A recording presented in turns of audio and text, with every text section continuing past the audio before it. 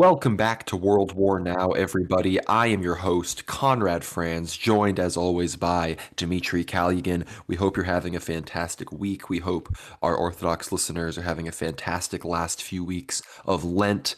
Going into Holy Week, have a happy Palm Sunday. Of course, for our non-Orthodox listeners, we hope that you celebrate the resurrection of Christ in a beautiful and holy way. But with all of that, there's a few great things to talk about, a lot of things going on just at the beginning of this week, and then it maybe slowed down a little bit. So we're going to get into all of that. But if you haven't seen it already, be sure to check out episode 5 of Ether Hour that we did with Father Joseph Gleason, talking about his translation work on the works of Father Konstantin Bufeyev on creation and evolution.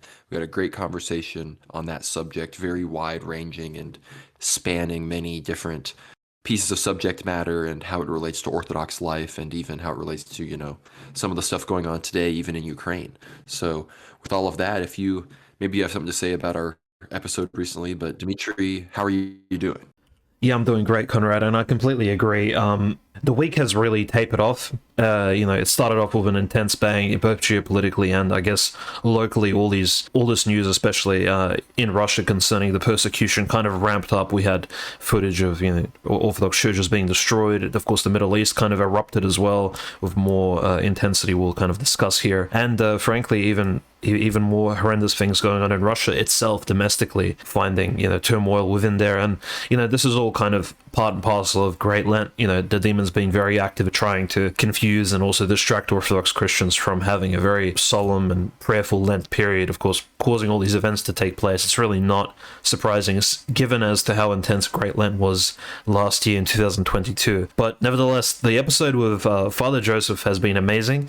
For everybody to check it out, just you can check it out on Substack or YouTube for World War Now. It was pretty much 1.5 hours, just over 1.5 hours of intense interviewing, and Father Joseph essentially breaking down the idea of orthodoxy and creationism, exactly what the Orthodox position is on the creation of the world, on evolution, with this main subject which keeps coming up always from the time you were in school up to your first conversation with an atheist boyfriend or girlfriend or something of that sort. You always the idea comes up, well, did humans come from monkeys? And Father Joseph, I think, breaks that down at a very basic level, but also gets into some deep theology and ties it back into the real world, exactly how it applies. And don't want to give any spoilers, but it was a great episode. Go check it out. It's completely free, so we'll have the links in the description. But nevertheless, lots of news to discuss, Conrad. Yeah, we're going to dive into it. Again, Ether Hour, not all of them are free, so, you're welcome for this privileged bonus for all of you poor fags out there who, aren't saddling up and supporting us. Just kidding. We love all of our supporters and our free supporters, as well as those who pay and subscribe. But no, Dmitry, you're right. We got to get into what's going on in Ukraine, and we can finally stop feeling bad about that title to our episode a few episodes back about Bakhmut being liberated, because it's actually true.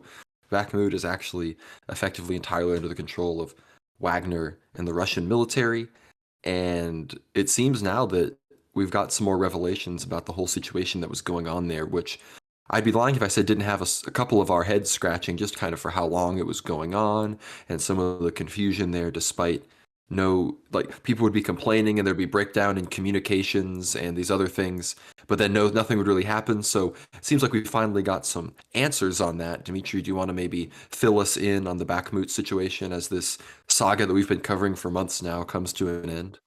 Yeah, so for those unaware, Bakhmut was essentially the city in Russia and Ukraine, I suppose, on their new border, which finally stopped the great comeback, reconquista that the Ukrainians started back in August of 2022, when they reconquered cities in the Kherson region, as well as Kharkov and Donbass as well, pushing the Russians back over a period of several months between August and November 2022, until, of course, this onslaught was stopped at Bakhmut. And Bakhmut has been just a fiery siege for both sides. Actually, it wasn't like a battle of Thermopylae where you had 300 Spartans against thousands of Persians. Both sides committed very heavily, but we could definitely say that the Russians committed less so. In fact, the main force fighting against the Ukrainians in the city of Bakhmut was the Russian mercenary group Wagner, which essentially everybody in Wagner received a baptism of fire in this particular siege. This is officially now the greatest battle that has taken place in the 21st century. And by great, I don't mean awesome or or somehow good in any capacity, but great as in just a magnitude historically speaking. It many lives have been lost, and so much artillery shells have been spent in just this particular area. It's the entire city has been ruined. Fortunately, it was evacuated beforehand, so not many civilian casualties from what we can tell. But at least for the Ukrainian army, it has been bloodied very heavily, and since early December up until now that Russian sources have officially announced Bakhmut has been taken. Its central suburbs have been officially occupied by the Wagner mercenaries. Russian artillery is being moved up towards the western side, which Ukrainians have controlled since 3 months for now already, and it's really kind of relieving seeing the Russians finally achieving something after about 5 months of Ukrainians, essentially holding and if not pushing the Russians back, and seeing Russian losses over and over again, or at least in Western media being portrayed, but also Russian media sources giving us kind of a black-pilled, a more depressed stance on exactly what was happening in the special military operations zone.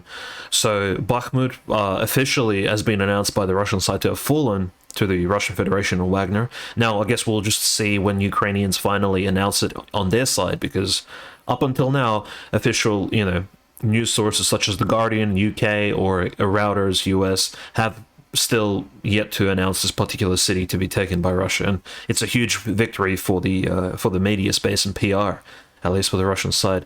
Nevertheless, very impressive. The leader of Wagner, Yevgeny Prigozhin, has, I think, achieved himself a certain amount of respect, at least in the eyes of Russian patriots, as well as those who wishing Russia to be victorious in this conflict. He himself, not an Orthodox Christian, from what I understand, at least somewhat sympathetic by his outlook, because he does allow Russian priests to be present amongst his forces, and he does allow his Orthodox Christian rituals to be performed, and for prayers to be done, and for Christian symbols to be carried by his troops. So he is supportive in that capacity. Whether or not he's a Christian himself, I'm not too sure. He is a very Soviet man in terms of, for all intents and purposes. But yeah, it's very, very good news for the Russian side. But for the Ukrainian side, again, they've been preparing a counteroffensive for a while now, and if this Bakhmut city falling does not somehow escalate and does not kind of perpetuate a response from Ukraine, Zelensky may need to do some explaining to his masters abroad, and especially those in the EU next door, kind of explaining as to why all the donations and military aid has failed to provide any sort of results over the last 4 months. Well, and for that kind of failure from the perspective of the Western sponsors of the Kiev regime, it almost seems too simple of an answer. But again, I'm not the first one to say this, but we know that when it comes to Lloyd Austin, some of the Joint Chiefs of Staffs in the State Department in the US, they get their battlefield reports directly from the Ukrainian Chiefs of Staff and the Ukrainian Military General Council, which is probably the most biased group to get your military statistics from whatsoever, because they have been completely lying about the fatalities and casualties that Ukraine has felt this entire time to keep the supply of Western weapons coming in and keep morale high among the Western population, to not realize what's really going on as Russia grinds down the Ukrainian military. But one of the big reveals, I guess, and some people might have postulated this before, was that the Bakhmut meat grinder itself was entirely masterminded by Surovikin and the Russian military itself, and was not exactly some kind of huge breakdown in communication, I think, between Wagner and the Russian Ministry of Defense. And again, I'm also not the first one to say this. Many have put forward the idea that a lot of the ammunition shortages that were going on and the calls from Wagner to the Russian Ministry of Defense to send them more ammunition, that they weren't taking it seriously, and that certain people in the Kremlin, needed to be taken out, and, very dramatic statements about, against the government that, again, we see in Russia, like, you're not exactly just allowed to say whatever you want about the special military operation. So I was like, why is he being given this lateral leeway to just kind of criticize the Kremlin like this? But I think, at least from my perspective, it seems very likely that a lot of that was theater to get Ukraine to keep sending in more and more army units and battalions and brigades into Bakhmut to completely wipe them out, annihilate, and run them out of ammunition, because now even the West itself is having issues supplying Ukraine with ammunition, let alone Ukraine itself having enough to keep up its defense from the amount of shells Russia is firing towards it. And again, Russia produces more ammunition and shells for a lot of these howitzers and mortars and artillery than the West and its allies and US combined. So the idea that Russia's in danger of running out of weapons before not just Ukraine, but frankly, even NATO itself is definitely silly. So you shouldn't listen to reports like that because those have been going on since like 2 months into the war. You should be more worried about not just Ukraine, but the people sponsoring them running out of shells for their own militaries at this point. So again, this is a big development. We're seeing, flags even farther away than the center of the city, Wagner flags, Russian aligned flags. So it seems that, again, as Dimitri said, the largest battle of the 21st century is somewhat coming to an end. And we hope that any attempts to take this city back by Ukraine are quickly repelled so as to not repeat such a bloody history, and that maybe somehow it can start to be rebuilt. But we thought Mariupol was bad from a rebuilding perspective. This is a whole nother level, frankly.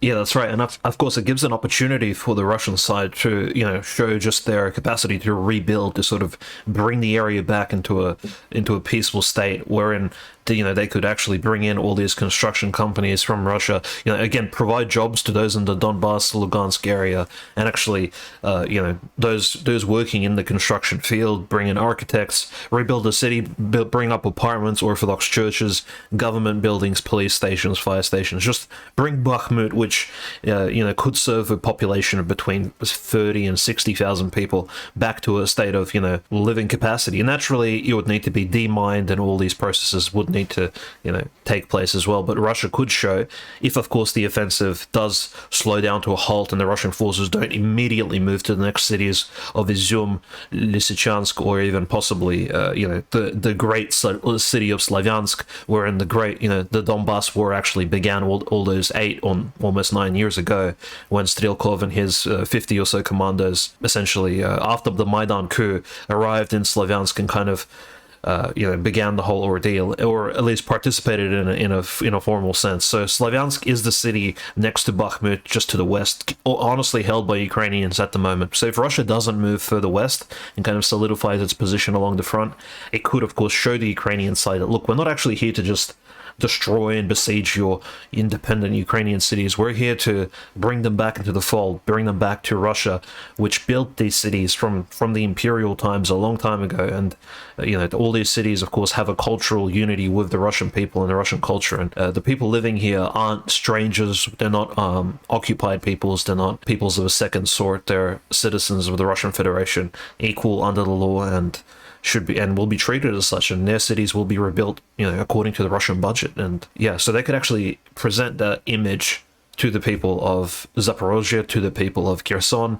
and Kharkov, those people in the east of Ukraine, and kind of give them this image of a benevolent, merciful Russia that does kind of rebuild what it potentially destroys in the line of battle and combat. So nevertheless, Ukraine will need to, of course, figure out a position as to where it could, somehow leverage this, maybe use it as a certain, kind of like, now that the stalemate has broken in Bakhmut and Bakhmut has fallen to the Russians, it could kind of use this as an excuse to further push into the Russian territories, possibly in Zaporozhye, which the Russians have bombarded recently, preeminently, the Zaporozhye front, which which the Ukrainians could use with their new collection of tanks they received from the West. When we're talking about, between 100 and 200 tanks they have prepared at the moment from all these various NATO countries, they could use, of course, to push the Russian city of Melitopol to the south, which opens up not just Crimea, but also the southern front, Mariupol again, and the southern front of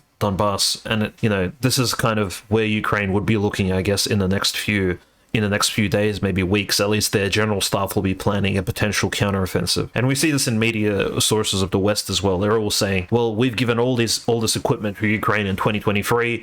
The counteroffensive is slowly being prepared. We're slowly cooking up this soup, and we're going to serve it very soon. And that naturally, this, we're all kind of waiting in anticipation here. But nevertheless, will it take place after Bakhmut? My guess is most likely yes, and I don't think Bakhmut will ever become a battlefront again, not after Ukrainians have lost it this intensely and this hard. Well, we can definitely hope so. And you talked about the Melitopol push and the Zaporozhye offensive, which really thinking it all out, we don't know. Anthony Blinken said something to the effect of, "Oh, the Ukrainian counteroffensive will start in 2 to 3 weeks," which I don't know why you would say that. Maybe there's some strategy there, but the Zaporozhye direction is really the only one that makes sense. We were talking about this before we started recording.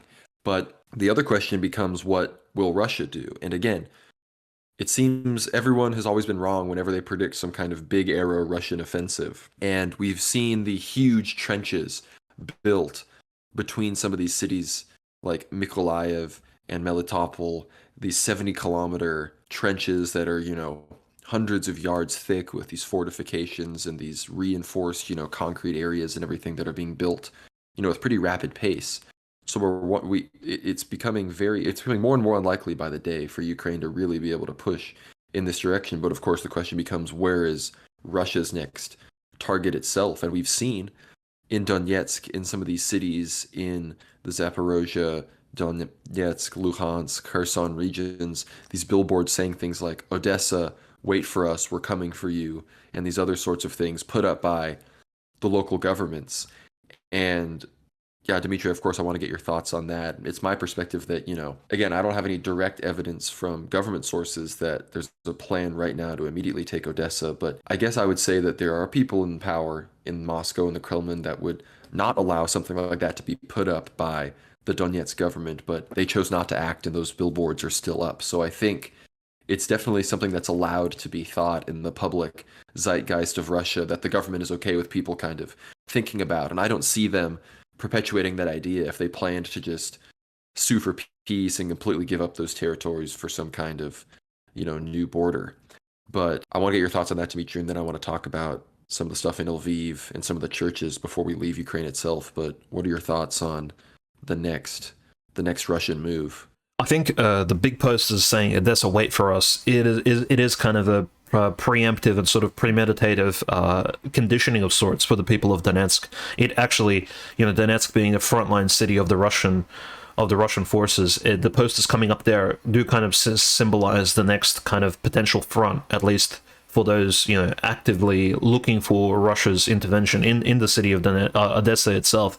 So there is a potential, of course, that Russia do launch their amphibian or Black Sea operation in the Odessa region. We spoke about this a few episodes ago relating to Transnistria and Moldova, which has calmed down since then, and frankly there haven't been any escalations on that particular front. But that is always a possibility, and the forces gathered in Crimea as well as Donbass by Russia and also the Black Sea Fleet has been preparing for some sort of operation. Now, which city would they take, Odessa or Nikolaev on the coast? There's only essentially two options here, Kherson being a bit out of reach, especially for the Navy.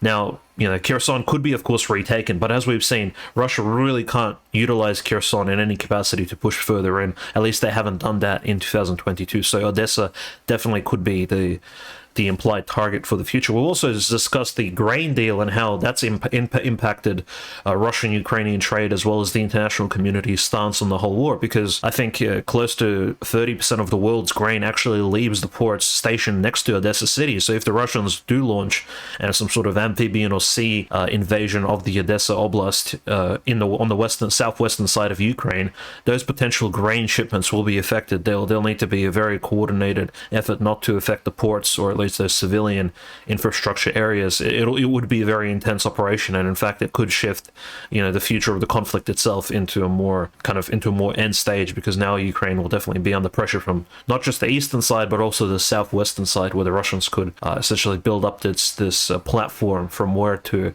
push further up north, I suppose, back into mainland Ukraine, as you can call it, and even Western Ukraine. And naturally, this would be, of course, looked down upon by those in the Russian government suing for peace, or those kind of pushing the idea that, well, now that the front line hasn't shifted much beyond the city of Bakhmut, perhaps we should sue for peace with Ukraine. And these are more liberal-minded Russians acting in Moscow, and they're very active. We're talking about 30 or 40% of Russian politicians have this opinion.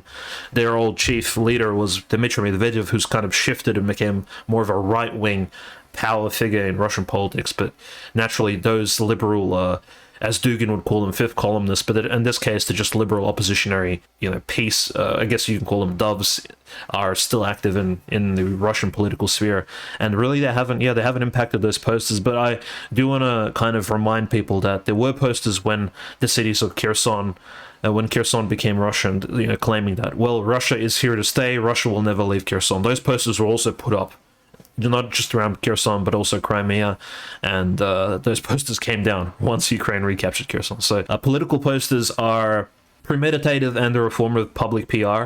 Not sure what exactly, how much weight there is behind them. It could just be a local politician trying to at least pressure his leaders in Moscow and in the Federation of Russia, trying to, kind of force some action, because Donetsk is still being bombarded by Ukrainians. So actually pushing the front further west, or taking the attention of the Ukrainian forces away from the city of Donetsk and away from that eastern front of the conflict, would benefit the Donetsk politicians. So of course they'd want Russia to escalate the conflict. If anything, they would have a complete right to ask for a total war from the Russian side to kind of end this once and for all, because they've been, civilians are dying in Donetsk every week, let's just say. So there's funerals ongoing all the time. The graveyard is filling up. Donetsk has several graveyards, and they're full of people who've died over the last 8 years. So the conflict really hasn't benefited the people of Donetsk in any capacity at all.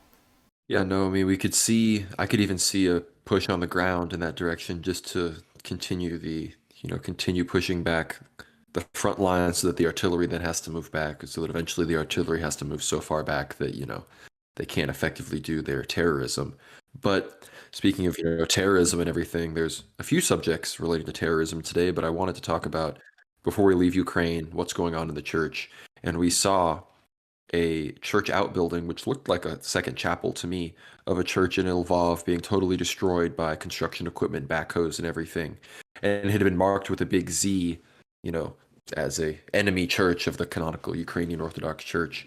And that was destroyed. They, of course, claimed permit. They always claim, whether it's the Jews in Israel, whether it's the schismatics in Ukraine, whether it's people in the Caucasus taking certain things, or people in the Balkans, like in Kosovo and Albania, they always use these permit laws, this lease stuff. They always have legal, people think it's going to be so easy to recognize persecution. No, it's not. They're going to fight. The persecution happens because so many people in the world see it as okay and go along with it and justify it. If they didn't, it wouldn't really be persecution. It would just be, eventually people would just stand up to it. But that's not how these things work.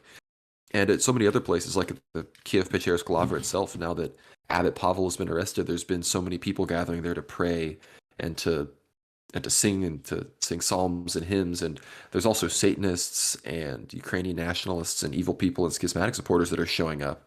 And there was just so much demonic energy and people screaming and just disrupting the beauty of services and prayer, that when we talk about Odessa and these cities being taken, again, we read these prophecies about repentance. And again, look, I'm not perfect. We're here in Lent. We're all remembering our sins and everything. So I'm not here to judge on behalf of myself, the Ukrainian people, but just seeing what's going on in the world and seeing these clips and seeing people show up to houses of worship in ancient 1,000-year-old places where so many saints reside, and then just talk about worshiping Satan and disgusting sexual acts and harass women praying and children. This has consequences, and this is how you get thousands dead in huge sieges in cities like Odessa. And we have saints and holy elders that have spoken about this. So, I think to expect something like that to happen perhaps would be preceded by such a big, almost public outpouring of evil as we've now been seeing surrounding the Kiev Pechersky Lavra. That's right, and we kind of, with patience and with prayer, we do watch the situation in Ukraine unfold, especially that regarding the Kiev Pechersky Lavra and the Pachayev Lavra, the second largest Lavra in Ukraine. And overall in Russia, it is considered one of the holiest monasteries. It would probably fall into the top 5 category, and it's located just east, about 2 hours east of Lvov, roughly about 140 kilometers or so. So now that the churches are being destroyed by this machinery, industrial machinery, being deemed irresponsible buildings, they're claiming, this old church regard, it's all church. Not only is it Russian, not only does it have Russian icons and Russian text within it, so but it also it's also built on this. It's unsafe. The church needs to be demolished because it's legally it shouldn't be here. Like it's made out of these planks. It needs to be officially destroyed by the local council. So as Conrad mentioned, they do hide behind legalities and they do hide behind the law in order to permit their persecution and to make it look official, which is similar to what the Bolsheviks did when the Bolsheviks began, executing Cossacks, executing priests. They did that under the auspices of the current legal system that they themselves implemented. So it's kind of like they pass their people through the parliaments, they pass the laws themselves, and then they execute those laws and follow through.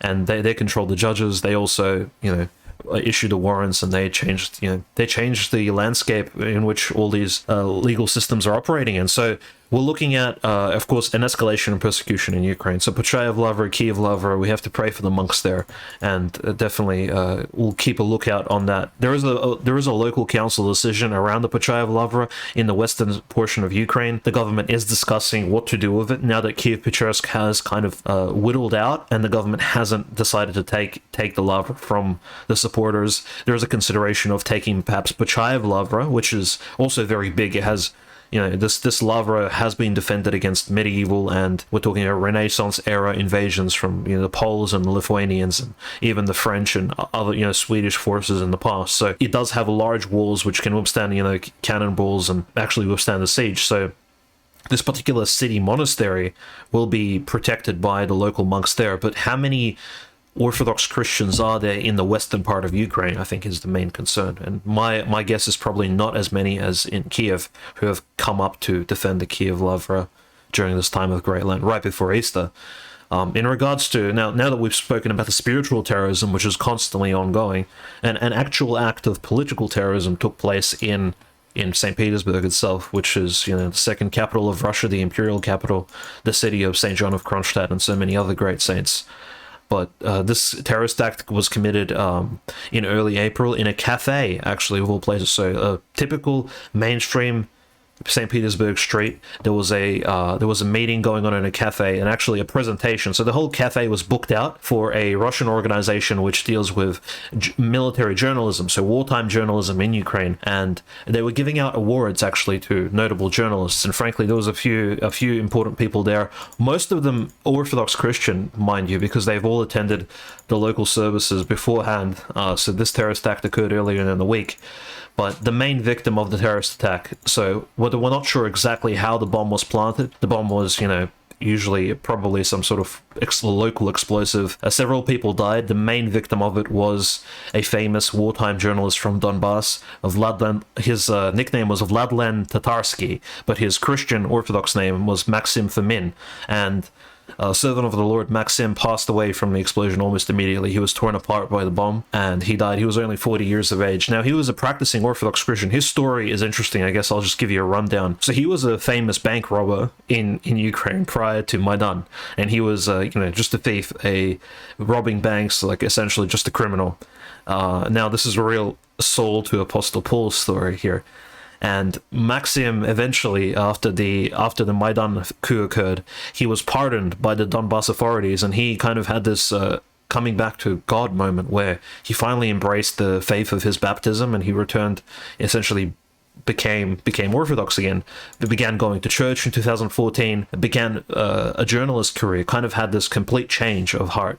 And through his Telegram, through his journalism, he did cover most of the events of the Donbass conflict, starting from 2013, the Maidan coup, going on to 2014 when the invasion of the Donbass began by the Ukrainian military, and onwards until now. And whereas he was even at this cafe receiving an award for his particular journalistic efforts. And he had a very innocent kind of view, like, of Christianity, because he was still kind of new into it. He was only practicing Christian for 8 years, but fortunately enough, prior to his death, he did partake of communion and he did confess his sins personally, not just to any priest, but to a bishop, and that was Bishop Sabas of Zelenograd.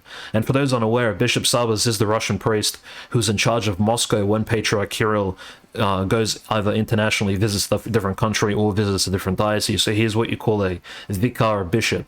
and a vicar bishop is essentially he's the second bishop in charge of Moscow. So when Patriarch Kirill goes to visit some of the place, Bishop Sabas takes over, and so Bishop Sabas was good friends with Maxim Fomin, and he communed him, confessed him, and several days later, 4 or 5 days later, this terrorist act takes place and takes his life. And the Bishop Sabas writes in his personal Telegram chat, he just says that Maxim Fomin, he went to heaven. Like, you don't just confess and commune, you don't unite with Christ during a time of Great Lent. And Maxim would speak a lot about fasting in Great Lent and how important it is to prepare for Easter, prepare for the celebrations, and how to, he was very much into it, into at least practicing into the praxis of Orthodox Christianity. And his life to be taken like that by allegedly Ukrainian terrorists, but the investigation is still ongoing. Apparently it was a woman who handed the bomb to him personally. The bomb was hidden in one of the trophies that was presented at the evening in the cafe. So we're not too sure exactly. I guess more news will come out shortly, but yes, rest in peace, Maxim, and of course, memory eternal. Fellow Orthodox Christian, no doubt it's not as sad because this man has lived a very fulfilling life, came back to Christ, of course, was a victim of the terrorist act, but he did prepare for death through confession and communion, which is frankly how we all Orthodox Christians wish we could go, not exactly through a very violent act of violence, but we do want to prepare for death through confession. So it is somewhat heartwarming, and frankly the opinion of the Orthodox Church on this terrorist act has been quite great. Patriarch Kirill spoke out, all these various bishops and priests have spoken out against it, that terrorism should not be a part of warfare. The Ukrainian SBU really need to stop these barbaric acts. Like, this is not how wars are fought. So generally a very powerful moment, I guess, in the war. We haven't seen something like this since at least Daria Dugin's assassination, or perhaps the even more mysterious assassination of Igor Mangushov, who was killed in the Lugansk Oblast, who was with a silenced pistol to the back of the head. But that was I guess that entire killing was a bit more mysterious because Igor Mangushov was naturally not really a practicing Christian, and he was a bit more of an esoteric figure himself. Like, he would do certain acts publicly which were perhaps not appealing to the Ukrainians. He would make a lot of provocative.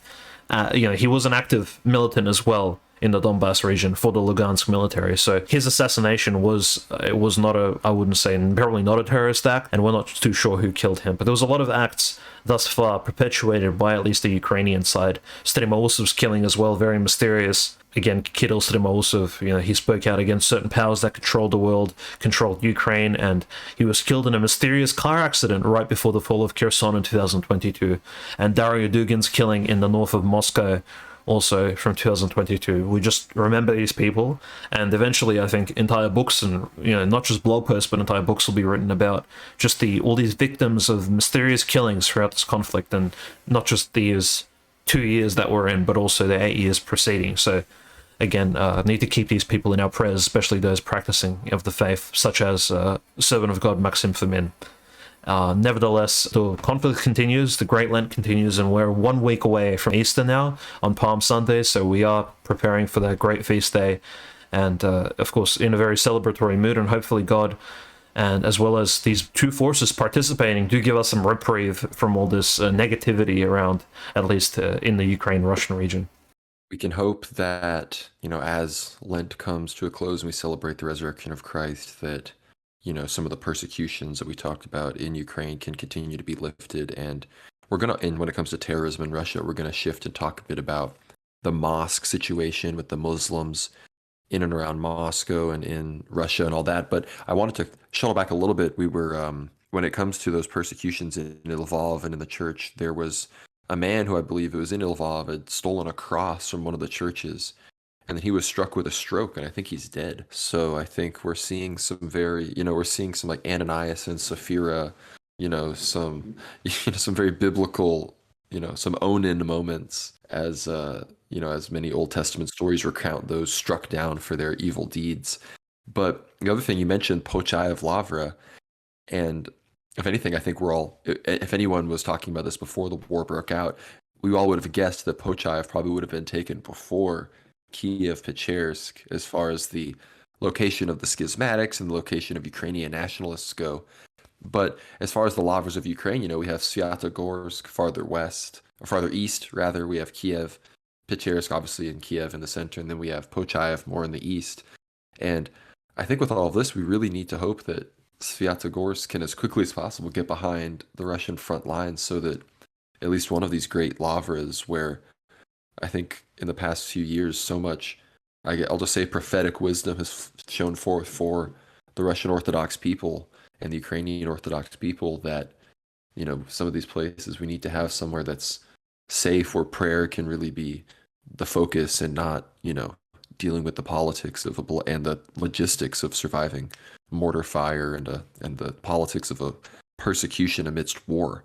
So we can hope and pray for that to happen because these three, kind of spiritual centers are spread very equally across the region. That at this point I'm just pretty open about hoping more and more can be taken away from those who have so blatantly, I think, just spit on God and assaulted his church here on earth. But as far as, again, in Russia, which we've moved on towards, there's been this big dispute over this mosque it's around this sacred lake. Dmitry can give more details about it, but this question of mosques and Muslims in Russia has really been a big point of discussion, especially in the right wing since the special military operation started, because people often show these pictures of, these huge mosques in Russia and these huge Muslim prayer groups. And there's these huge mosques because the construction of mosques is pretty restricted across Russia outside of Chechnya and Dagestan.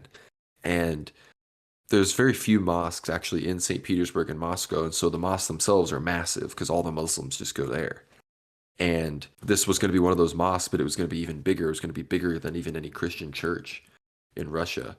And ultimately, it was protested by the Orthodox, and the location of it is going to be moved. I don't know the exact status of it precisely, but then this got response from who I'm calling the westernized Caucasian Muslim minstrel show, namely people like Hezbollah and, some of these Dagestani MMA fighters and these, some of these westernized, Russian Muslim minorities that, these are people with relatively, you could say, conservative audiences. They may have no real interest in supporting Ukraine, but now suddenly there's a good excuse for them to be anti-Russian.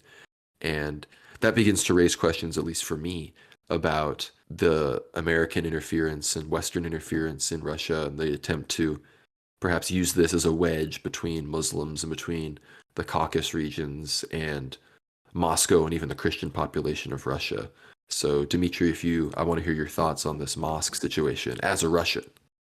The mosque situation, I think, just it kind of gave us a fresh glimpse upon the demographic issues facing Moscow. At least that will be facing Moscow in the future. Now, these demographic issues, of course, were intertwined with religion, given that many of the immigrants, both legal and illegal, coming into Moscow that have come into Moscow over the last few decades have been of the Islamic faith. Now, those coming from Central Asia, Uzbekistan, Kazakhstan, Kyrgyzstan, Turkmenistan, those, frankly, have not really been accounted for, at least not discussed in this particular issues. But I think mostly those migrant workers living on the outskirts of Moscow in very cheap apartments and working for minimal wage on construction sites in Moscow, they're mainly the primary population of Moscow that have to, that this mosque was to be accounted for. Not the Chechens, not Hezbollah, not for example, all the MMA fighters like Muhammad Makayev or Khabib Nurmagomedov or even Kadyrov himself. Kadyrov,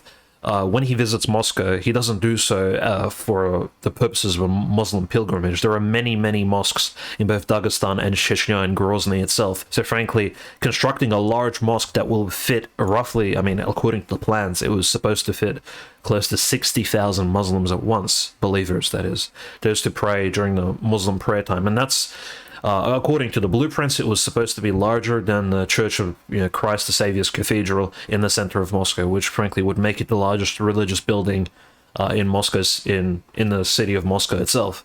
Now, it would be, of course, on the outskirts, but the particular location that they chose for it was near a very famous, or at least not a famous, but a well-known, at least to the people living around Moscow, very famous lake, so to speak, for the locals. It was very renowned. It was called the Holy Lake, or the Lake of the Saints. And this lake in particular had an Orthodox church nearby. It still stands, a church dedicated to the Theotokos. And according to legend, during the 12th century AD, when Russia was kind of divided before the Mongols conquered Russia.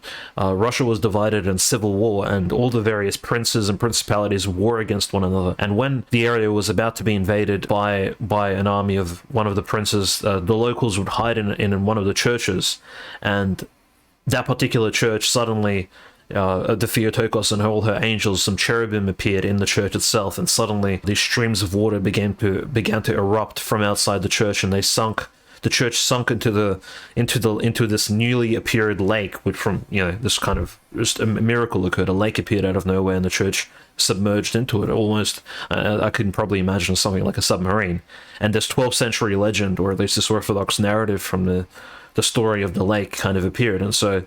There is this belief of the local Orthodox Christians, and in the it's locally venerated and considered kind of like a religious fact that during the end times, when the world is about to end, so during the end times, the church will emerge out of the lake, and the people inside of it will, of course, reawaken and continue their sort of prayer. The liturgy will continue within the church, and the people in it aren't actually dead. They're in this sort of stasis, kind of similar to the youths of Ephesus, who fell asleep for 200, 300 years and then later were reawakened by God. So it's a very interesting story about this lake. Now, the mosque was supposed to be built right next to the lake itself, right next to the Orthodox Church, and namely, like, if you would build a mosque of this size, it would, of course, impact the locals, and there would be apartment buildings. The entire Muslim diaspora of Moscow would essentially move to this area, or at least make this their particular suburban base. Now, the local Orthodox Christians, especially the Russians, those of the Russian ethnicity, were opposed to seeing the Muslim diaspora move next door, and they rightfully, peacefully protested after the liturgy at the church, including the priest was also involved in it. He was saying, look, at his sermon, he did mention the fact that, look, as long as you're protesting peacefully, this should be okay. And all the Russian Orthodox people who showed up locally from all the suburbs around the church, they did come here and kind of gave their opinion that the Muslim community should not build this gigantic mosque next to our holy lake. Now, what was the response of the Muslim community? Well, at least on Instagram, on TikTok, on Twitter, it was quite negative. So the Muslims, such as Hezbollah, Muhammad Makayev, some of the other MMA fighters, lesser known Dagestani, Chechen MMA fighters, spoke out against this, and they said, look, these racist Russians, these racist Orthodox Christians, they have no authority. They cannot tell us where to build or not build a mosque. We have a patent. We have the legal documents stating that we could, we purchased this land.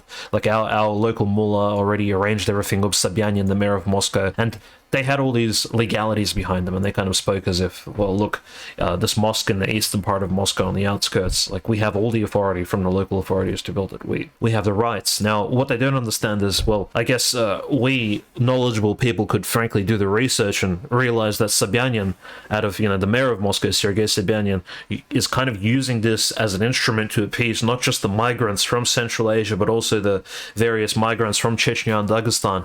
And these regions, unfortunately, have a very low density of jobs and career opportunities. There isn't much a young man or a young woman can do in Dagestan and Chechnya in terms of actually besides farming or even joining some of the local existing industries, which would be law enforcement or perhaps fishing in the Caspian Sea or something of this sort. It's not really the same career opportunities as you would find in Moscow. So you have all these young Muslim people immigrating to Moscow for these particular ventures. Now, Sobyanin, instead of, say, asking the authorities of Dagestan and Chechnya to actually invest in the local career market and actually develop some more job opportunities, build factories, build schools, create more opportunities for these young Muslim people, he in fact invites more of these migrants into Moscow, and then in order to appease the whole issue of, well, where do these young people pray, he decides to build a gigantic mosque on the outskirts of Moscow near a holy Orthodox site. Now, this is what we call a band-aid political solution,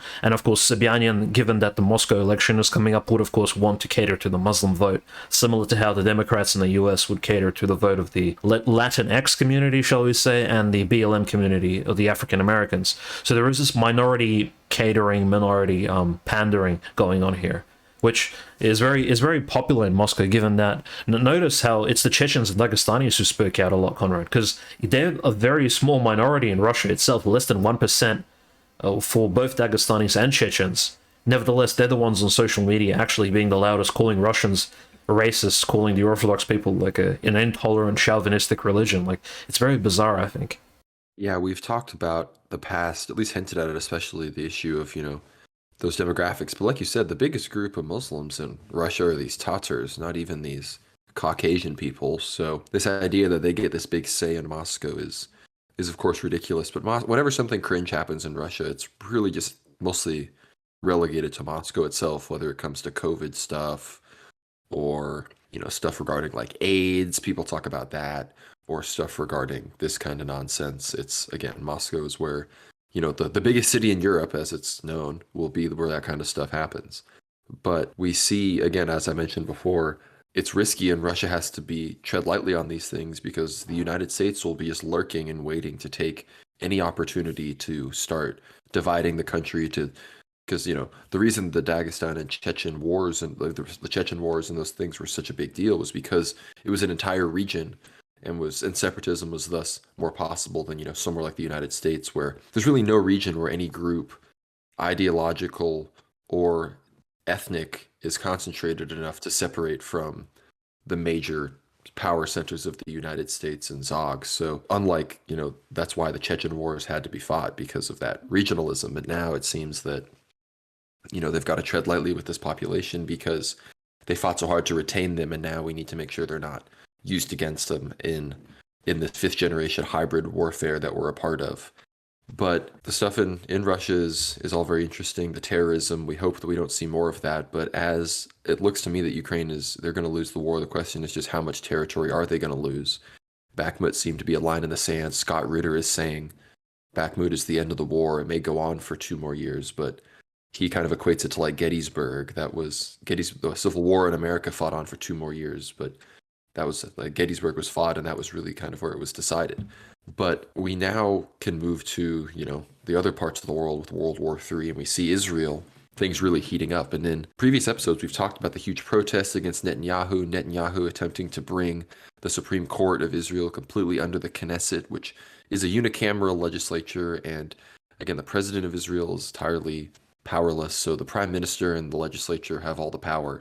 And so to bring the Supreme Court under that would be to completely remove the checks and balances held on the Prime Minister and Netanyahu, who again doesn't even have a majority. He's in a plurality. So the situation is very tenuous there. But honestly, I think I have to agree with Nick Fuentes in the sense that I see a lot of this tension now between Hezbollah and Hamas as actually riled up intentionally by Netanyahu. One of those being, I believe, a rumor that a goat was supposed to be slaughtered somewhere, or perhaps near some mosque, or even in al-Aqsa, perhaps. And so then Muslims showed up, and then it provoked a confrontation with the IDF, and therefore Hamas and Hezbollah then responded in kind with missiles, as they do when they perceive Muslims to be persecuted by Zionists in Israel itself. So, and what does that do? Well, that serves to unite everybody behind the current government against this perceived attack, this new level of attack that they're experiencing, as undoubtedly every Middle Eastern country at this point effectively has moved more away from Israel and towards Iran and Syria and, thus China and Russia, the axis of resistance against NATO and America and Israel, SOG. And I think a lot of these flare-ups by Hamas and these Iranian-backed groups, while they may be effective, we may see true flare-ups and some real war again. It does serve to currently secure Netanyahu in his place and make it less likely that he is driven out by what seem to be some of the biggest political protests in Israel we've seen in a long time.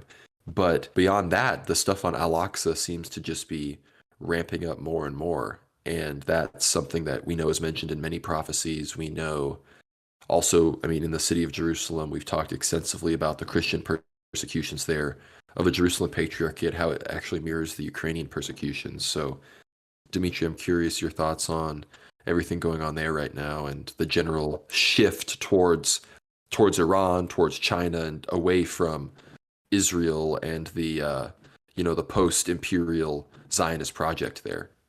It does appear that modern secular governments, despite them claiming to be secular, do have a very large influence over how they can resolve and kind of resolve as well as cause problems for, and kind of perpetuate solutions. Sobyanin in Moscow over the mosque, his solution to that was, well, we're not going to build it near the Holy Lake, we'll build it somewhere else, not to offend the Orthodox Christians. So that issue was solved.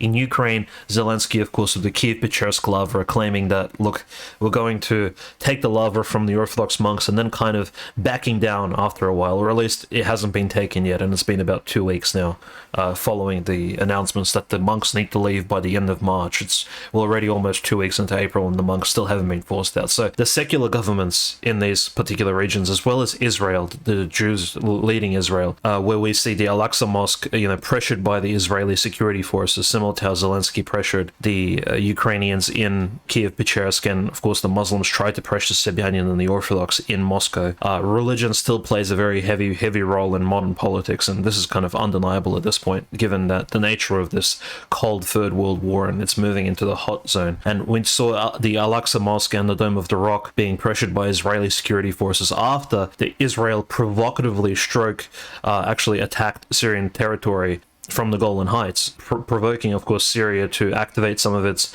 potential Hezbollah cells in Gaza, and then Israel striking the Gaza Strip with even more missiles. So frankly, we have Israel fighting on both sides against two of their Arabic nemesis. We have the Palestinians on one end, the Syrians, and then you have the Israelis on the other side. And the Muslims, how they kind of fall into this, at least in the Al-Aqsa Mosque situation, is the Al-Aqsa Mosque complex. It involves these two particular buildings. The Al-Aqsa Mosque itself, which is situated on the Dome of the Rock, is situated next to the Dome of the Rock, together on the Temple Mount where the old temple stood, the old Jewish temple mentioned in the New Testament and the Old Testament, the two temples, in fact. The Christians over the years haven't built anything on these particular sites, and they've kind of been relegated to antiquity. But the Muslims did construct the Al-Aqsa Mosque and also the dome, which we see, the large golden dome kind of crowning Jerusalem in this very kind of powerful statement from the Muslim community that this is one of our holiest sites. And in fact, yes, Jerusalem to the Muslims is considered their third most holiest city after Mecca and Medina. Now, what happened in Jerusalem's old city at the Al-Aqsa Mosque was the Israeli security forces, when the strikes on Gaza began, the Israeli security forces did a complete search. Notice, though, the Muslims were having their Ramadan prayers. They did a complete search of the mosque, armed, completely, dressed in Kevlar with machine guns. They ran into the Al-Aqsa Mosque and actually closed it off, did a complete search of the, scaring all the local Muslims trapped inside. And there was a huge, this wasn't coordinated with the Muslim community at all. So in fact, this is kind of what we feared would happen to the Christians in Kiev-Pechersk, where the Ukrainians would simply use their military to burst into the lava. The Jews did the same here in Israel to the Muslims. So we kind of see this act of, armed Israeli security forces, even military, openly kind of pressuring a religious community. I guess I don't really have any comments towards this, besides it's just an act of persecution of the Palestinian minority in Israel that we've seen for many decades prior, but now it's kind of, we've not seen something this horrendous. Like even a liberal progressive Israeli journalist said, look, unlike the former years, we're facing a very radical government, which on one hand is quite powerful, on the other hand quite fragile. He's talking about Netanyahu's right-wing government. He says the most radical parts of it are pushing for action that might turn into a catastrophe. And of course, he says the scenes from the Al-Aqsa Mosque were not seen in recent years. They were very brutal, and I think that any small match can set a fire to the whole area. Hopefully it will not happen, but nobody can guarantee that it will not happen. This is the Israeli journalist kind of commenting on his own government, kind of staging these events here. Naturally, the whole Muslim world is still disunited, as we spoke about the Afghanistan situation, Iran, Saudi Arabia finally talking. The Islamic world is not united in order to react to this particular ordeal, and I think the Palestinians are the lambs that could be slaughtered by the ADF and the Israelis in this case, and nobody will come to their rescue, Conrad. That's what I think. I don't think Israel is afraid of any of its neighbors, given Lebanon, nor Syria, nor even Egypt. Well, they may not be afraid of them, but they are afraid of Iran at the end of the day. And it depends on how easy and how many weapons Iran feels like sending to places like the Gaza Strip and the West Bank. And we see right now, we mentioned China, we've mentioned China about these negotiations with Saudi and Iran. They're making nice very, very quickly, which is leading to what looks to be a rapid end to the war in Yemen, as the Iran-backed Houthi rebels there, who again they wouldn't be able to fight against the Saudis, and have actually been super successful in taking out large columns of tanks and other sophisticated weapon systems due to their Iranian weapons that they've gotten for so many years. And again, before Ethiopia, and then of course before Ukraine, the war in Yemen was the bloodiest war of the 21st century. So to see that come to an end is, of course, good as Ukraine continues to slog on. But that's not a good thing for Israel, because having Iran tied up down there, supporting them against their big brother Saudi Arabia in the U.S. relations game was helpful to Israel to have the bit of the pressure taken off. But every single country surrounding Israel has moved closer to Iran and has moved farther away from U.S. Israeli influence ever since the Arab Spring didn't complete its entire objectives in ousting Bashar al-Assad and ultimately also resulting in regime change in Iran. Neither of those things happened, so we're seeing the consequences, which is Israel is in greater danger than ever, at least from my perspective. But when it comes to some of this stuff about Israel supporting Ukraine, we hear this a lot. There's this leaked document, this top secret document supposedly from the US, and they're not denying it, so it's it seems to be credible, titled, Israel Pathways to Providing Lethal Aid to Ukraine. And it says Israel is committed to providing non-lethal aid to Ukraine comprised of intelligence, counter-UAS support, and a civil early warning system as it seeks to maintain its freedom and action in Syria by balancing its ties with the US and Russia. Prime Minister Netanyahu indicated Israel has considered providing Ukraine additional defensive systems and support at the United Nations. Jerusalem likely will consider, notice all the US documents now say Jerusalem, not Tel Aviv, likely will consider providing lethal aid under increased US pressure or perceived degradation in its ties to Russia as a result of Moscow's actions in Iran or Syria that undermine Israeli interests.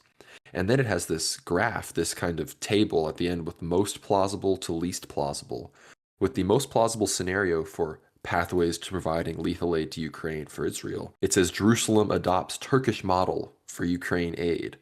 Scenario: Israel adopts Turkey's model after U.S. pressure and sells lethal defense systems or provides them through third-party entities. It openly advocates for a peaceful end to the conflict and offers to host mediation efforts. And the background of this, it says, is Ankara has successfully maintained cordial relations with Moscow while facilitating arms transfers to Kiev. Jerusalem may believe it can similarly balance its ties. And then it gets to the less plausible situations, one of them being something like expanded adversary air defense presence and use in Syria, and the scenario being Russia incurs casualties from Israeli strikes and begins directly targeting Israeli aircraft with SAMs. Iran transfers advanced SAMs such as the IRSA-2, RSA-3 to Syria, shifting Israel's calculus on lethal aid. So they have these situations being where Israel and Russia basically directly are killing each other in the Middle East, and therefore Israel supports Ukraine. And again, when it comes to Israel and the US, a lot of times it's hard to tell, depending on which country is more geopolitically stable at the time, it's hard to tell which tail is wagging the dog. Regardless, we know Zionists are wagging the dog on either end. It just depends on whether it's really the ones in Tel Aviv or if it's the ones in Manhattan and DC that are really, kind of calling the shots, and those ones in DC are sometimes willing to even sacrifice certain Israeli interests for the broader interests of the world empire. But it seems that, as we've suspected, Israel and Turkey being these states that are so heavily in the circle of the US, NATO apparatus surrounding Russia and their other enemies of the West, that from day one, there have been extreme thought put into how their relations with Moscow can be not necessarily destroyed to maintain a certain level of look. The US does not want a war to go down with one of the lines being Israel and Russia and China being against them. I think that's just a losing war from both the ideas perspective and an actual military capability perspective. So they want to be maintaining that visage and not have this sort of breakdown. And frankly, if that happened, it would just be like Muslims and Christians versus Jews and secularists in some kind of war. So they want to maintain those relations, but have these powerful countries that do produce military weapons, that do have powerful intelligence operations like Turkey and Israel. They want them to be supporting Ukraine. They want them to be part of this thing. They want them to be ensuring that as many Russians and as many Ukrainians and as many Christians die. So I think this document I believe that it's real. They even talk about, they have whole lists of select Israeli origin weapons that could be transferred to Ukraine, and these are all sorts of different ground-based missile systems and, javelin equivalents with these sorts of things that can be used to that they think will start changing the tide of the war as Russia continues to be victorious and achieve its military aims. So I think this is all very interesting. Dimitri, unless do you have anything more to say about Iran, Israel, before we maybe talk a bit about Greece and some stuff going on in the U.S.? Yeah, just before you mention Greece, I think it's very interesting that Israel actually, it's Israel's relation with the US is very interesting. So the US obviously has taken a open anti-Russian stance. Now, the question arises: does US dislike Russia more than it loves Israel and Israel's well-being? Because for Israel's well-being to be completely broken in the Middle East, it will need to, openly declare itself an anti-Russian state, which it can't do. I don't think Israel ever has. There have been tensions over the entire Syrian conflict with, Israel shooting down, I believe, some Russian aircraft and also not particularly coordinating well over the Russian mission in Syria. But nevertheless, Russia and Israel have stayed on decent neutral ground, at least thus far. But the US also, like the thrifty gang leader that it is, wants Israel to commit to this particular operation in Ukraine, and it does want Israel to also, contribute, kind of pay its fee in blood, contribute to this slaughter going on. So they are asking Israel to, in a very sensible fashion, according to the Turkish models, shall we say, which Turkey has kept neutrality for this long, to provide something at least towards this effort. Everybody needs to. It's almost like an occult ritual. Everybody needs to contribute to the crime in order for everybody to be complicit, and Israel is just one of those places. And this is, I suppose, the strategy, according to the secret document, that they're going to use. This Turkish model of events. Now, of course, the Turkish model may change in Turkey itself after the election in May and June of this year, which we'll discuss with David Erhan in a future stream. But also, just the model you mentioned of Greece is also changing. We'll speak about that in a moment. Like, what are your thoughts on the Greek situation and the Greek government actually refusing to provide anti-air defense to Ukraine? I think that's probably one of the most surprising news, at least to myself, in recent weeks. Well, for those of us who, support Orthodox unity in the face of evil, the Greeks have been big letdowns as far as recognizing the schismatics as well as supporting Ukraine and sending weapons. But now, in general, of course, the Mitsotakis government and the government in Greece their whole Ukraine thing is not popular. People in Greece really don't like Zelensky. They're not very interested in supporting him like this. Of course, there are liberals there that will support such nonsense. But now the government is using the excuse of, we need these to fight against Turkish aggression. We can't be giving this up, which is true. Like, I mean, Greece has their military needs are much more perceived by the public than a lot of countries. So that's a valid excuse, but it's also just a good excuse to give the public to also signal that you're not, like, if they were giving up these weapons from two perspectives of the Turkish issue and just the unpopularity of the Ukraine issue, that would be a big issue in Greece. So, we'll see what happens in the next Greek elections, but generally speaking, Greeks, as is said, they're very good at talking about and discussing politics, but they're not very good at it themselves because they just oscillate between these socialist cringe leftists and then these center-right retards and never get any kind of real, I don't know, it never seems like serious government from Greece, at least ever since I've paid attention to Greek politics, which is, post, debt slavery issues. So who knows how real all of it is. It may not be the best way to judge, but we hope maybe in the next elections we can get some people that take Orthodoxy a little bit more seriously.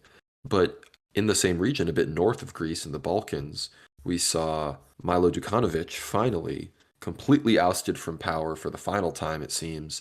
He had been in power in Montenegro for 30 years. He was prime minister and he was president at different times, oscillating between the roles. And in 2019, 2020, he had attempted to do kind of what the Ukrainian government is doing to the church in Ukraine and pass this law that would render all of the property of the Serbian Orthodox Church in Montenegro, and remember, Montenegro was part of Serbia until 2006, and confiscate it basically and either have it be government museum stuff or give it to the schismatic Montenegrin Orthodox Church, which freaking nobody is a part of. Like those they're literally irrelevant in Montenegro. It's another State Department NATO project. And Montenegro in general is a State Department NATO project, being this EU wannabe state. I've been to Montenegro. There's EU flags everywhere. They're really pining to get in and be seen as legitimate, I guess to never be taken back by Serbia, which it is Montenegro is Serbia. But the government there again, Dukanovic is finally completely lost. He lost the his party he got 41% of the vote versus almost 59% of the vote from his competitor, who is a political newcomer, who again, we're not gonna I don't have any evidence that he's like super based or anything. He's generally pro-Western. Again, Montenegro is literally a part of NATO, but he is not this rabid Eurocrat who's been terrorizing the people, the Serbs of the region. I mean, even within Serbian politics now for 30 plus years. So we're very grateful for that. And people will probably remember the massive protests mobilized by the now reposed and saintly Metropolitan M. Philoihe and the other hierarchs. And now those hierarchs who have now come to power in Serbia are kind of they really came out of a lot of this struggle that the Serbian people of Montenegro had to resist this law, and they were able to resist the law by mobilizing over 300,000 protesters across the country. And this is a country of 600,000 people, so that shows you just how powerful the Orthodox of this area were against some of these laws. And I've been to Montenegro, I've been to the Ostrog Monastery. It's a beautiful place. I think the Orthodox people there seem very faithful, so I'm very happy that they're no longer living under such a gross dictator. Yeah, that's right. The dictatorship of Dukanovic was very, very curious because on one hand it was like a leftover of Tito Yugoslavianism, of this communist unity to the region, kind of just corrupting the local Serbs of this local Serbs and Montenegrin peoples with this vision of orthodoxy as this kind of obscure, low grade lifestyle, low grade mindset. Which, interestingly enough, in a lot of countries, the psyop against orthodoxy comes in different fashions. Like I was speaking to an Orthodox Christian just a week ago, and he was describing to me that at least in Serbia and in Yugoslavia itself, when it did become communist, people like Dukanovic would kind of describe orthodoxy as something low socioeconomic people would be associated with. So Orthodox priests are usually considered uneducated in Serbia and Montenegro itself. They're usually considered uneducated people who couldn't succeed in careers, henceforth they needed to join the clergy. Whereas clergymen are revered in even places of the West, as somebody who's taken on a large responsibility caring for the souls of others. In Montenegro and Serbia in particular, folks such as Milo Djukanovic have, kind of given us this image that the church is really not important and it's mostly secular politics which matters. Now, the new president of Montenegro, Jakov Milatovic, he's an Orthodox Christian according to at least some of the official sources. All three of his children are baptized, his wife is baptized. Even though he himself, as Conrad mentioned, he does come from a very Eurocentric party, the PES party, but they are the PES party, they are Eurocentric, but as Conrad did say, the entire Montenegrin project is Eurocentric. It is very NATO-driven. The fact that Montenegro is separate from Serbia is already an affront both to history and Orthodox Church tradition. In a way, Montenegro was always considered closer to Serbia than, say, even some of the Western Ukrainian lands are to Russia. So it is very much a part of the larger Serbian world, if you could say. Serbski mir, as you say, Ruski mir, but that would be a bit too, I think, hyperbolic politically speaking, but Montenegro is a part of the Serbian civilization, and it really needs to stay close to it. And the fact that it's disunited is, of course, a travesty. Now, it's good that the president of Montenegro is now an Orthodox Christian. Perhaps he'll respect the faith, and he won't push for more schismatic activities. Now, the population of Montenegro is very small, as Conrad says, 600,000. Compare that to, say, even the Belarus's population of 9.3 million, and it should be taken into consideration that, smaller population, things can still happen in the Orthodox world in a small region, but evil cannot triumph if we're all aware of it. The protesters in Montenegro have shown that their secular government under the, Dukanovic, who lost the election, cannot get away with explicit anti-Orthodox actions. So even in a region as far and as isolated as Montenegro, something that doesn't come up on many people's radars, Orthodox Christians in such a small region are still super active. They still came out online. They still disputed the particular actions that were taking place against the church, and they won in the end. Just as the local Muscovites, the local residents of the Holy Lake, of those particular suburbs, they won against the Muslims who wanted to decide to build a large mosque. So what does this show us, right, Conrad? It shows us that Orthodox Christians can actively participate in local politics and actually achieve results. Politics isn't just a zero-sum game. We can come out on top, at least, and maybe not in generally participating in the larger democratic system, but at least in local affairs, we can definitely give our voices, and they may be heard. We may come back with palpable results.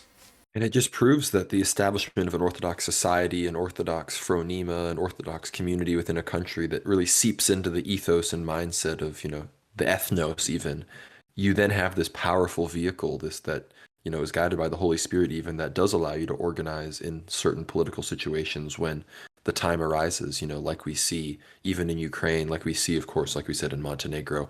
And Montenegro, again, separated from Serbia in 2006, completely landlocking the country. Total fake referendum, barely passed. They were bussing in Albanians. You can do the research yourself. It's total scam. Beautiful place. I love the Bay of Kotor, Montenegro. Met up with some ortho bros from Twitter there. So it's a beautiful place. I hope that it can be restored to Serbia in my lifetime. But speaking of, somewhat more white pilling situations, our beloved Metropolitan Neophytos has been acquitted of the COVID restrictions that he had been accused of violating during the nonsensical lockdowns that, struck the whole world, of course, in Cyprus as well. And, he had hundreds of people gathered at the Karkotis River in Cyprus for the Feast of Theophany to bless the waters. That was in 2021. But they were going to force him to stop doing it and maybe arrest him. And then they issued a fine and he refused to pay the fine. And then in 2020, he was also under investigation for his Palm Sunday service for not having restrictions or anything. I'll just briefly read the comments from the metropolis on this. It's very encouraging. Therefore, the most reverend Metropolitan Neophytos of Morphu wishes to send thanks from the bottom of his soul to the triune God, the most holy Theotokos, Saint Oxibius I, Bishop of Solon, the patron saint of our metropolis, Saint Mama, and also the fathers Saint Iakovos Salikis, Saint Eumenius the leper, Saint Paisios the Athonite, Saint Nikephoros the leper, Saint Philumenos of Oronta, and Saint Porphyrios of Kavzo for the support and protection they provided to us throughout our ordeal. He also wants to express his thanks to his lawyer, Mr. Clerides, and to the clergy and the faithful people of Cyprus and Greece, but also to the Orthodox everywhere for their prayers and the many electronic and written messages and letters of support sent to us. We will continue to minister and confess the truth of Christ in the Church. So this shows you, of course, Metropolitan Neophytos was protected, of course, due to the prayers that he employed of so many wonderful saints and the Theotokos and his own, tears and in prayers to Christ, which, I would say he's if I had to wager more powerful prayer warriors, I guess as they're called in this life, he would probably be one of them. But just on a few other things, in October of 2020, His Eminence Metropolitan Nectarios of Corfu, and in November of 2022, His Eminence Metropolitan Seraphim of Kythera, both of the Church of Greece, were acquitted of all charges related to celebrating the services during the lockdown. In February 2023, His Eminence Metropolitan Joan Akahihe of Montenegro, who was recently enthroned as the canonical Metropolitan of Montenegro, and 8 priests from Nijsik were acquitted of COVID-related charges from 2020. So this shows you that, these Orthodox countries have come out of this a lot of ways, and these people are actually, finally, a lot of this persecution is perhaps not being rectified, but at least truly being recognized for what it was as wrong, and people are being acquitted and charges are being dropped. And it's encouraging. Again, Metropolitan Joannaki, he's a very radical, I guess some said, Serbian nationalist. He was strong on the Montenegro issue. He's strong on the COVID issue. And many were somewhat skeptical of Patriarch Porphyrios of Serbia. They didn't see him as the most conservative candidate, but his appointees to these bishop positions and his stance on standing with Montenegro and standing with Ukraine, I think it's proven very much that he was part of this new crew of the ship that St. Porphyrios had spoken about that will come to, minister to some of these churches during the times that we are in today.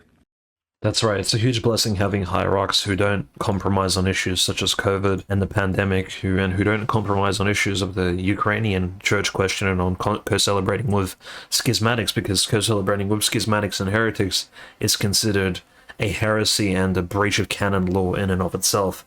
So, frankly, not just even attending a service and commemorating schismatics is already considered a sin, which is why the Russian Church broke communion with multiple Greek Church jurisdictions in 2018 and 2019.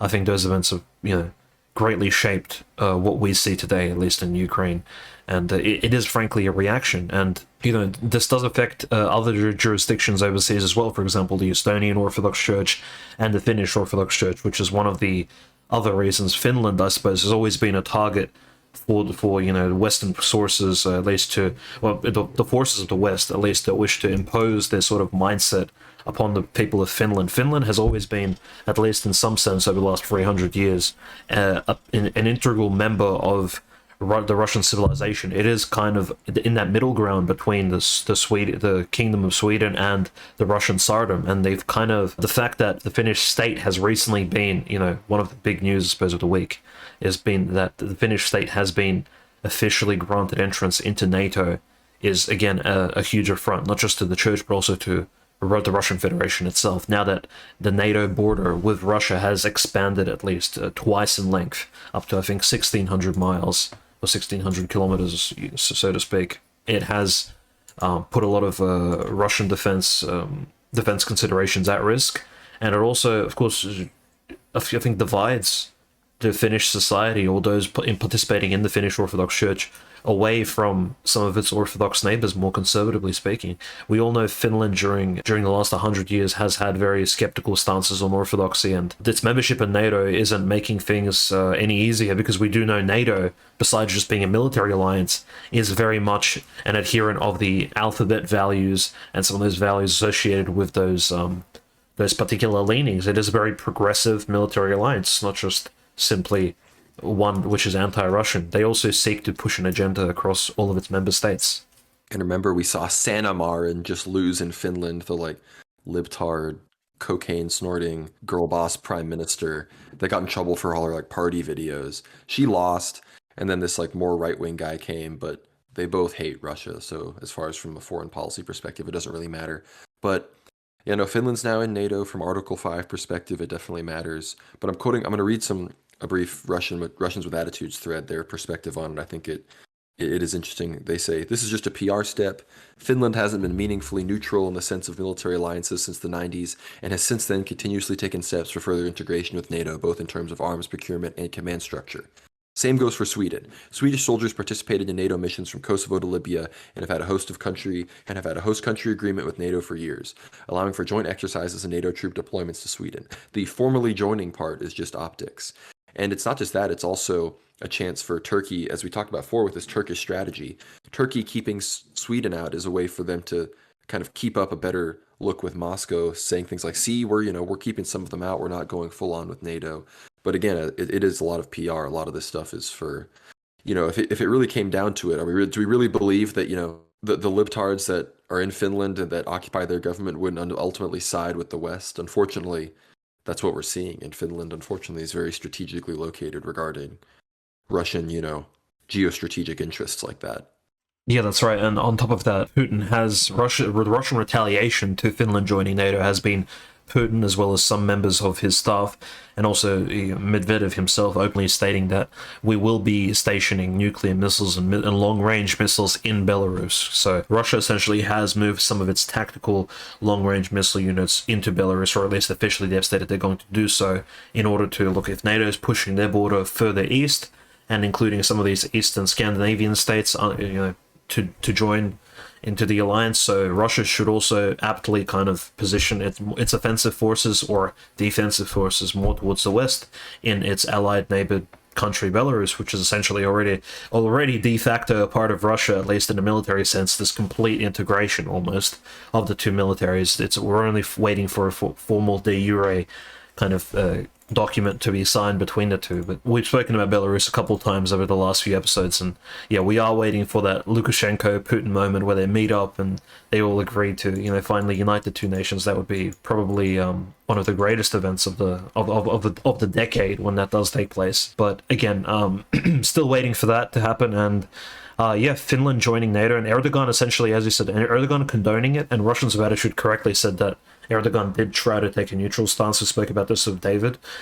And finally, Erdogan seems to have buckled a little bit and has provided some of that leeway to his Western, to those probably of a more Western mindset amongst his government, to say that, look, we do have to permit Finland to join, and we have to just go ahead of it. And like, as this Business Insider article says, Finland's membership has been delayed as Turkey, a NATO member, held on its approval, and because Turkey simply has accused Finland and Sweden of supporting groups that Turkey sees as terrorists. So these are like far right wing pagan groups in Sweden and Finland, which now apparently the Finnish government has persecuted, and also Sweden has not really stopped all of that Quran burning that was going on there. So Sweden is still not a member of NATO, and that'll be interesting to see when they do put an end to that, and those public displays of, I guess, hatred or whatever bigotry they bring up.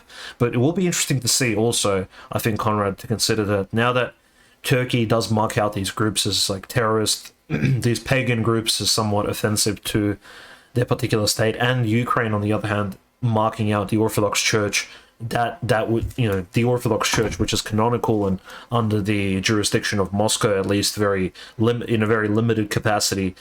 Will there be possibly in the future, at least in countries marked out as NATO, those churches which relate to Russia in any sort of sense?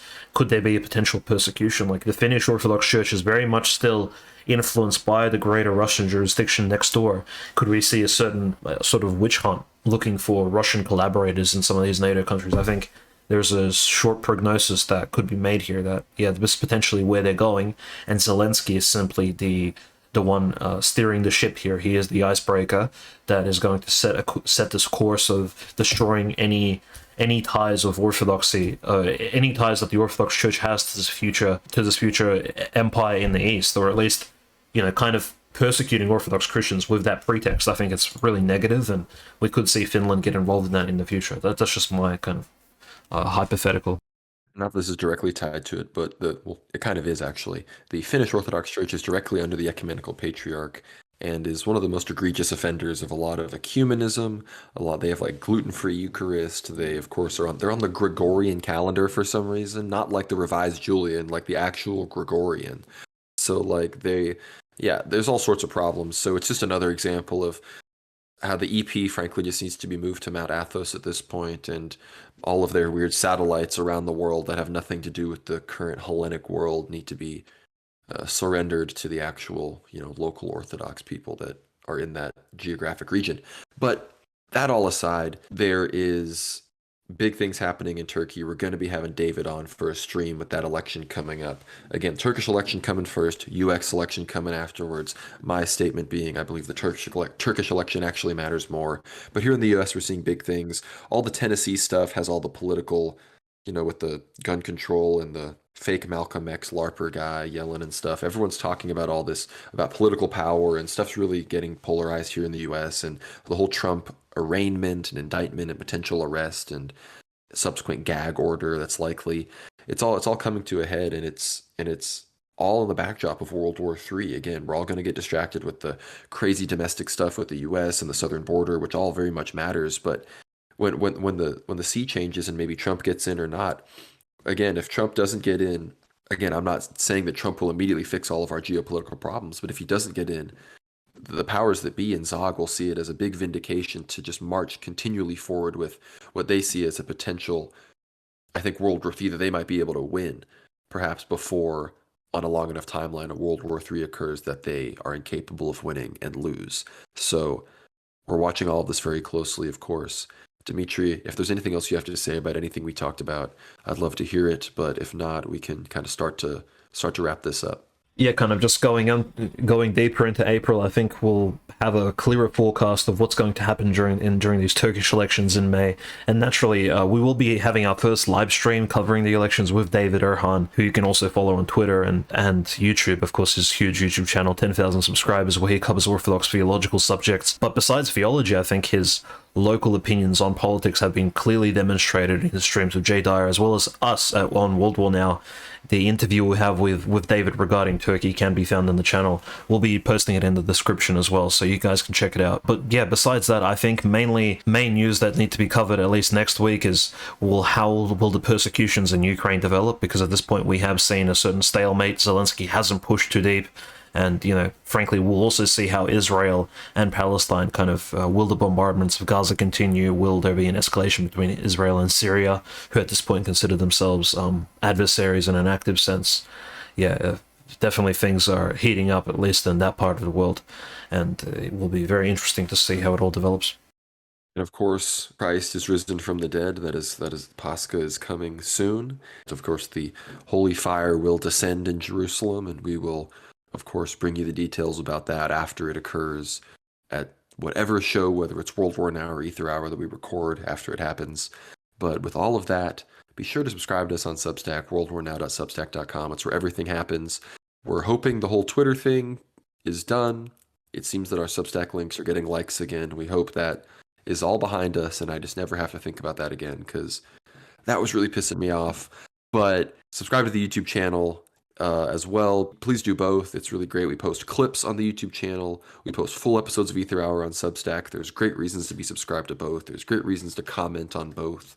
We reply to almost all the Substack comments. We reply to the good YouTube comments. Yeah, only the good ones if you're on YouTube. But follow me on Twitter, GnomeRad. Follow Dimitri at OCanonist. Follow the World War Now Twitter, World War Now _ Follow us on Telegram, World War Now Tele, Tele. We've got some big things coming, like we said, Twitter Space / live streams. You'll be able to ask us questions at some point through the Twitter Space, but most likely we'll be live streaming it even on the YouTube channel. So we're looking forward to delving into that. We've got articles coming.